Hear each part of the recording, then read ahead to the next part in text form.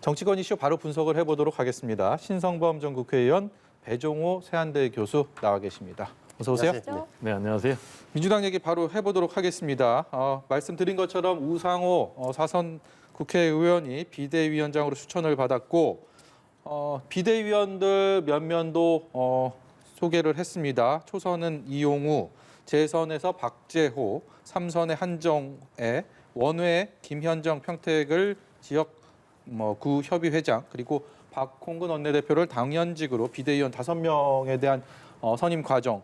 물론 당무위를 거쳐야 되고 이 절차가 남아있기 때문에 확정됐다라고 볼 수는 없지만 인선을 진통 끝에 이렇게 윤곽을 드러낸 부분에 대한 평가를 듣고 싶습니다. 배종호 교수께 먼저 여쭤보죠. 일단 우상호 의원이 비대위원장으로 선출이 된 것은 일단 본인이 다음 총선에 불출마 선언을 했거든요. 그래서 개파로부터 비교적 자유로운 사람이 아닌가 이런 평가 때문에 우상호 의원이 선택이 된 것 같습니다. 아시겠지만 지금 이제 친명 그리고 반명은 이번 8월에 전당대회 이 당권의 향배에 목숨을 걸고 있지 않습니까? 예. 정치적인 생명이 걸려 있기 때문에 지금 누가 당권을 잡느냐에 따라서 2024년 공천권 행사하니까 특히 이제 개파에 소속된 의원들은 공천의 유불리가 직접적으로 영향을 미치기 때문에 서로 자기 사람을 심으려고 하는데 그러다 보니까 굉장히 비대위가 초반부터 난항을 거뒀고 난항을 일삼았고 그래서 결국 이제 서로 양 개파에서 어느 정도 수용할 수 있는 우상호 의원이 선택이 된 것이 아닌가. 또 이제 우상호 의원 같은 경우는 나름대로 또 당의 중진이고 또 그리고 586도 포용할 수 있는 그런 인물이기 때문에 두루 다 우상호 의원으로 결론 내린 것이 아닌가 이렇게 생각이 됩니다. 이 앞서서 이 과정에 상당히 난항이 있다. 이른바 친문, 친명, 개파 간에 좀 힘겨루기도 있고 이런 예상들이 많았는데 3시부터 의원총회를 했는데 생각보다 빠른 시간에 뭔가 결과가 도출이 됐고요. 그리고 그 결과에 대해서 지금 저희는 전해 들었습니다. 어떻게 보셨습니까? 어떻게 보면 제1야당 민주당의 복원력을 좀 보여주는 거다 높이 평가를 하고 싶어요. 첫째는 우상호 의원은 아시는 대로 사선 의원이지만 그전에 알려지는 586 운동권 인사의 대명사였어요. 사실은 87년도 6월 항쟁 때 연세대 총학생회 회장을 했으니까 얼마나 격렬하게 했겠습니까? 근데 그 후의 행보를 보면 제 눈에는 상당히 합리적으로 비전 적용이 많았어요. 그래서 흔히 하는 말로 86 운동권 가운데도 합리적으로 성장한 분이 한 분한테 느낌을 강하게 받았고 어떻게 보면 강한 운동권적 특성을 나타내기보다는 좀 중도적 성향으로 많이 좀 현실적인 노선을 기울었던 느낌을 받았어요. 그래서 그건 수도권이 아마 수도권 서울에서 서대문에서 정치를 오래 했기 때문이기도 하겠다. 저는 잘 됐다고 봐요. 그러니까 또 하나하나 말 행동이나 이런 게 좀 책임을 지기 위한 노력을 했던 의원으로 저는 기억을 하고 있습니다. 또 하나는 초선의 이용우, 재선의 박재호, 3선의 한정애 이 세 분 다 모두 제가 아는 분들이기도 합니다만 조금씩의 특성들이 다 있는 분이에요. 이용우 의원 경제 전문가. 예를 들어서 아주 오랫동안 경제를 잘 다뤄서 박재호 의원 김영삼 대통령 시절에 민주계 인사로 활동한 사람이 부산에서 한정희 의원 노동부 환경부 장관을 했지만 정치 성향보다는 그냥 합리적인 인물이고 그래서 상당히 잘 구성이 됐다는 느낌을 받았어요. 저는 여기 5명 정도 그러면 외부 인사를까지 끼워 넣으면 이제 비대위가 완성되는 건데 제 느낌은 혼란기에서 그나마 민주당의 방향은 좀 잘 잡았다. 그렇게 바깥에서 외부인을 수혈해서 비대위원장을 앉히는 게 힘들다면 이렇게 내부에서 정치력 있고 신망이 있는 분들 중심으로 해서 뽑아내서 그분들에게 내부 사정을 잘하니까 당의 쇄신을 맡기는 것도 방법이라 생각하고 빠른 시일 안에 좀 잘 되고 있다고 저는 느끼고 있어요. 당내에서 추인 절차에는 큰 문제는 없을 것이다. 의원 쪽에서 박수 치면 되고 나중에 당원들한테 묻겠지만 저 정도 구성이라면 제가 보기에는 생각보다 빨리 괜찮은 인물들로 구성했고 이런 대목에서 저는 민주당이 좀 저력이 느껴진다. 감히 말씀드리고. 예, 워낙 민주당 내부의 계파 갈등이 거셌고 당을 수습해야 하는 상황이었기 때문에 비상대책위원장이 누가 될 것인가에 대한 관심이 굉장히 높았습니다. 뭐 언급되는 분들은 어쨌든 선뜻 나서는 분도 없었고 어려운 상황이었기 때문에 뭐 독배다 이런 이야기도 나왔는데 우상호 의원이 비대위에서 어떤 역할 좀 기대하시는지도 궁금합니다. 일단 비대위의 성격이 지금 혁신 비대위로 이름을 명명을 했지 않습니까? 그럼 이제 이번 비대위에 해야 될 가장 중요한 부분이 첫 번째로는 대선과 지방선거의 패배에 대해서 평가를 하는 거예요. 그리고 또 그 원인을 분석을 하는 것이고, 그리고 두 번째로는 이제 전당대회를 공정하게 치러야 됩니다. 전당대회를 공정하게 치르기 위해서 이제 전당대회 룰을 공정하게 세팅하는 것. 그리고 이제 세 번째가 이 혁신, 이 쇄신의 문제인데 일단 시간이 2달밖에 없다는 그런 이제 물리적인 한계가 있단 말이에요. 네. 그래서 제가 볼 때는 평가까지는 어느 정도 할 수 있겠지만은 쇄신을 이끌기는 시간이 너무 부족하다. 그러면 이제 현 비대위는 이름은 혁신 비대위지만은 결국은 관리형 비대위의 역할을 할 가능성이 매우 높다. 따라서 현 비대위가 가장 역점을 둬서 해야 될 일은 뭐냐면은 전당대회를 잡음 없이 공정하게 양 계파 모두 수용할 수 있는 그런 결론을 내릴 수 있도록 이제 전당대회를 안정적으로 관리하는 것이 이제 제일 중요하다. 저는 그래서 개인적으로 이 전당대회만 성공적으로 치러도 우상호 비대위원 체제의 비대위는 성공한 비대위가 될 것이다. 이렇게 전망을 합니다. 뭐 지난주까지만 해도 지도부 공백 사태가 이어지면서 조기 전당대회 가능성에 대한 언급도 있었는데 오늘 이 비대위의 구성을 통해서 지금 말씀하신 것처럼 관리형 비대위가 된다면 전당대회는 예정대로 8월에 치르는 것으로 확정될 가능성이 높겠군요. 뭐 일설에 의하면은 전당대회 날짜에 맞춰서 전당대회 할 장소까지 이미 예약을 해놨다. 뭐 그런 얘기까지 들리고 있거든요. 지금 이제 구체적으로 전당대회 준비와 관련해서 일정을 역산해 보면은 뭐 아무리 조기 한다고 해도 한 10여일 정도밖에 차이가 안 나기 때문에 큰 문제가 없고 말씀하신 대로 그래서 결국 이제 8월 전당대회로 정리가 된 것이 아닌가. 특히 이제 우상호 비대위원장 오늘 선출하는 과정에서 뭐 친이재명계 또 반이재명계가 큰 충돌 없이 뭐 사실상 만장일치로 결론이 났기 때문에 앞으로 남은 뭐 전당대회 8월 전당대회 일정은 순조롭게 진행될 것이 아닌가. 다만 지금 이제 전당대회 룰을 둘러싸고 당 대표 선출 룰을 둘러싸고 지금 친이재명계에서는 좀 개선해야 된다라는 목소리가 높아요. 구체적으로는 이제 첫 번째로는 지금 권리당원 같은 경우에 가입한 지 6개월 이상이 지나야 됩니다. 선거일 기준으로. 그리고 또 당비를 6개월 6번 이상 내야 되기 때문에 네. 이 부분이 좀 국민의힘은 석 달인데 너무 길다. 좀 단축하자라는 부분. 그리고 이제 대의원의 비중이 40%를 차지하기 때문에 이 부분이 너무 높다. 당원이라든지 또는 뭐 일반 여론이라든지 권리당원 비중을 좀 높이자라는 이제 그런 의견들이 있는데 이 부분을 지금 우상호 비대위원장이 어떻게 원만하게 정리를 해내느냐가 가장 중요한 숙제가 아닌가 생각이 되고요. 그리고 이제 좀 책임론을 둘러싸고 친이재명계, 반이재명계가 정면으로 충돌하고 있는 이런 상황. 그래서 이 부분도 어떻게 잘 정리하느냐가 숙제가 아닌가 생각이 됩니다. 네, 이런 상황에서요. 국회의원 보궐선거에 당선된 이재명 의원 오늘 국회에 첫 출근을 했습니다. 취재진의 관심도 그만큼 컸는데 어떤 얘기를 했는지 들어보도록 하겠습니다. 우리 국민들과 또 우리 당원 여러분, 지지자 여러분들의 의견을 낮은 자세로 겸허하게 열심히 듣고 있는 중입니다. 정치인들이 이합집산하면서 또 정치인들이 정치하는 것처럼 보여도 결국은 우리 국민들이 정치한다는 생각은 변함이 없습니다. 아직 제가 국회 0.5선 초선으로서 무거운 책임감을 느끼고 있고 해야 될 일이 상당히 많이 있다고 보여지기 때문에 아직까지 전당대회 부분에 대해서는 시간이 많이 남아 있어서 깊이 생각해 보지 않았습니다. 네, 지난 대선과 지선 패배를 두고 이재명 책임론이 불거졌고 이에 대해서 묵묵하던 이재명 의원이 여러 의견을 낮은 자세로 듣고 있다 이렇게 입장을 밝혔습니다. 그러면서도 8월 전당대회 출마 가능성에 대한 언급은 일단 하지 않았는데 어떻게 좀 예상하시는지도 궁금하네요. 일단 이재명 의원의 전략은 로키 전략이에요. 최대한 몸을 낮춰서 공격을 좀 피하겠다라는 그런 전략을 계속하고 있는데 이번에 기자들에게 고지를 했더라고요. 등원 첫날 오늘 그러면서 백브리핑을 하겠다. 그래서 뭔가 좀 중요한 얘기가 나오는가 했더니 말씀하신 대로 최대한 몸을 낮추는 그런 이제 로키 전략을 이어갔어요. 가장 이제 기자들이 중점적으로 물어본 질문은 두 가지 아니겠습니까? 대선 패배 책임론 그리고 또 하나는 이제 전당대회 출마 여부. 근데 대선 패배 또 그리고 지방선거 패배 책임론과 관련해서는 뭐 국민, 당원 그리고 지지자 여러분들의 의견을 듣고 있다라고 얘기를 했어요. 즉 이 얘기는 즉답을 피하는 거죠.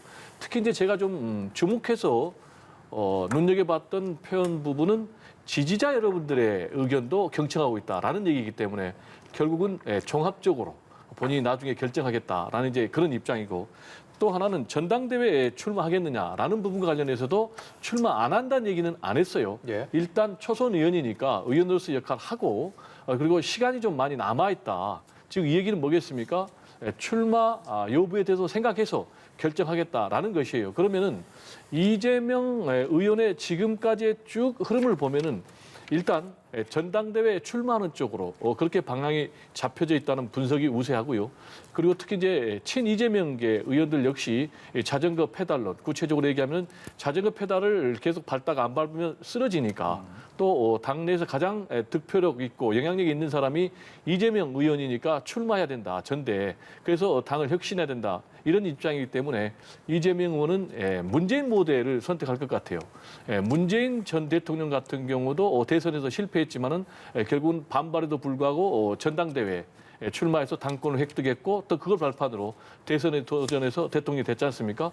그래서 결국은 전망하는데 가장 중요한 것은 뭐 당내 반발의 정도 그리고 또 여론의 흐름이겠지만은 결국은 지금 상황이라면은 전당대회 이재명 의원이 출마하는 쪽으로 갈 것이 아닌가 이렇게 생각이 됩니다. 예. 예. 저는 오늘 유심히 본 장면이 세 장면이에요. 그러니까 이재명 의원이 처음 출근하는 거야 당연한 건데 국회 앞에 60여 개의 화환이 있었다. 지지자들. 그리고 이른바 뭐 개혁의 딸과 뭐라 그럽니까? 뭐 양심의 아들, 양아들이라는 사람들이 60여 개 했다는 그 대목. 그게 나온 걸기가 뭐 응원하는 것 같은데 경력직 신입 국회의원 이재명이라는 표현도 있고 5년 후 청와대로 들어가세요라든지 아니면 네. 건드리면 출동한다. 이게 이재명 의원 건드리면 우리가 가만히 안 있겠다. 이런 다 좋고 그거 하나 있고 또 하나는 같은 홍영표 의원 그러니까 부평 사무실에 지난번에 어디 언론에서 결국 이번에 지방선거 진 이유 중에 하나가 송영길 전 대표와 이재명 고문의 출마 때문이라고 그 이야기를 한 후에 오늘 보니까 지역구 사무실에 침해 아니냐 이렇게 해서 뭐 예, 예. 대자보가 큰 게 붙어가고 사무실을 못 들어갔다는 그 뉴스 하나. 또 하나는 지금 아무도 이낙연 전 대선 후보가 오늘 이제 미국으로 출국한 거예요. 조지 워싱턴 대학에 간다고 들었는데 근데 거기서는 아무 이야기 안 했지만 떠나면서 했던 인터뷰 내용이 제가 유심히 봤는데 말이죠. 이런 게 있는 거예요. 홍영표 의원이 이야기했던 송영길 의원의 컷오프에서 번복되는 과정을 조사해야 된다는 대목이 있잖아요. 그 대목이 저는 이낙연 전 후보의 말에 연결돼 있어요. 그러니까 왜 송영길 대표가 서울시장 출마를 선언했고 그 와중에서 자기가 이낙연 전 대표가 생각이 있으냐 없냐 이 대목인데 이낙연 전 대표가 했던 인터뷰 내용을 보면 이런 거였어요. 만약에 저는 할 생각이 없었지만 당이 만약 요구한다면 거절하지 못하고 내 메시지가 뭐가 돼야 될지까지 생각했다. 고민을 했다는 거예요. 어느 정도 해답을 찾기도 했다는 거예요. 그런데 초기에 송영길 대표가 서울시장 출마 선언하면서 심지어 누구누가 경쟁력이 있었다면 자기는 불려 나오지 않았을 거라고 말을 했다. 그래서 나로서는 더 이상 고민할 필요가 없었다. 이 무엇을 의미하는 거죠? 당에서 만약에 집단적 요구로 나 이낙연을 출마하라고 했으면 자기는 출마할 준비가 돼 있었는데 송영길 전 대표가 떡 나와서 다른 사람의 경쟁력이 떨어지고 나밖에 없다는 논리로 먼저 선언했기 때문에 자기는 뒤로 물러섰다는 취지란 말이에요. 이게 홍영표 의원의 이야기와 맞아떨어지는 대목이 있어요. 근데 이런데 이재명 의원은 오늘 출마하면서 이런 이야기를 했어요. 당과 당원이 결정한 겁니다. 자기의 출마와 송영길 대표 전 대표의 출마가. 이 대목이 완전히 상치되는 거예요. 그래서 저는 혁신형 비대위도 뭐든 비대위 출범은 저는 잘했다고 보는데 적어도 우상호 비대위원장은 이 대목에서 선거 패배 원인 평가하는 대목에서 다시 한 번 더 이쪽에 그러니까 홍영표 의원이나 이낙연 전 대표가 이야기한 것, 예. 이 그 경선의 과정, 컷오프가 번복되는 과정에 대한 이 조사가 들어간다면 이런 당내 내분 요소는 좀 꾸준히 살아 있는 그런 부분이라고 보는 거예요. 예, 이런 뭐 내용들을 포함해서 앞으로 비대위가 또 어떻게 논의가 되고 어떤 얘기들을 할지 관심을 갖고 지켜보도록 하겠습니다. 시간이 별로 남지가 않아서요. 국민의힘 얘기로 빠르게 넘어가 보도록 하겠습니다.